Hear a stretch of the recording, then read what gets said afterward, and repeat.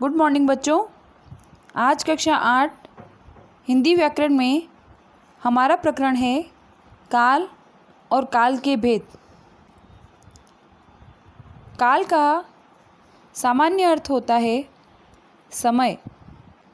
परिभाषा: क्रिया के जिस रूप से कार्य के होने के समय का पता चले उसे काल कहते हैं।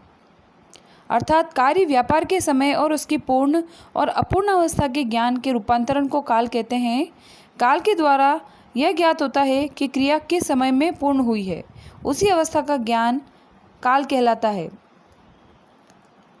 जैसे सुनील गीता पढ़ता है, प्रदीप पढ़ रहा है, रमेश कल दिल्ली जाएगा, बच्चे खेल रहे हैं, मैडम पढ़ा रही है, वह खा रहा है आदि वाक्य काल को दर्शाते हैं कि काल या कार्य किस समय में पूर्ण हुआ है, क्या कार्य पूर्ण हो चुका है, पूर्ण हो रहा है या पूर्ण होने वाला है।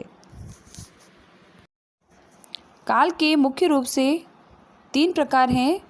पहला भूतकाल, दूसरा वर्तमान काल और तीसरा भविष्य काल। ये तीनों ही काल के मुख्य भेद हैं।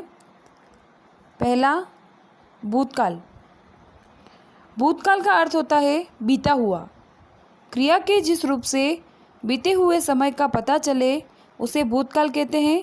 अर्थात जिस क्रिया से कार्य के समाप्त होने का पता चले उसे भूतकाल कहते हैं। इसकी पहचान वाक्यों के अंत में था, थे, थी आदि से होती है कि क्रिया भूतकाल में पूर्ण हो चुकी है। उदाहरण: रमेश पटना गया था। पहले मैं लखनऊ में पढ़ता था। राम ने रावण का वध किया था।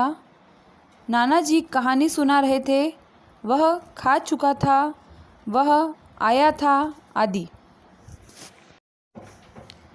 काल का दूसरा प्रकार है वर्तमान काल।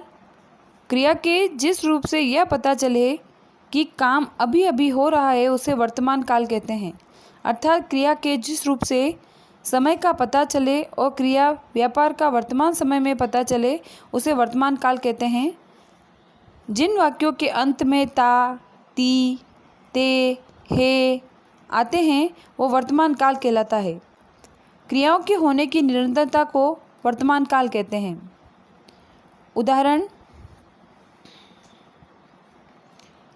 राम अभी अभी आया है, वर्षा हो रही है, राजू गाता है, मोहन पढ़ रहा है, पुजारी पूजा कर रहा है, वह खाता है, राम पढ़ता है, मुनि माला फेरता है आदि से ये ज्ञात हो रहा है कि क्रिया चल रही है।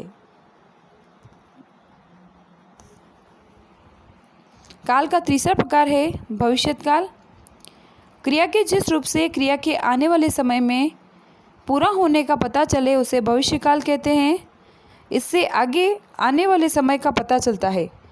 जिन वाक्यों में अंत में गा, गे, गी आदि आते हैं वे भविष्य काल होते हैं। इससे यह ज्ञात होता है कि क्रिया आने वाले समय में पूर्ण होगी या होने वाली है। उदाहरण: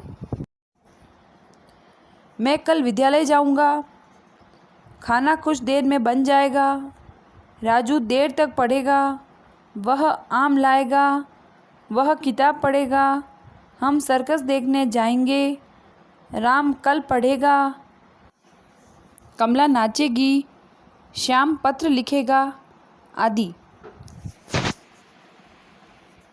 आज का आपका गृह कार्य है प्रश्न 1 काल किसे कहते हैं और प्रश्न 2 है काल के भेदों को उदाहरण सहित समझाइए।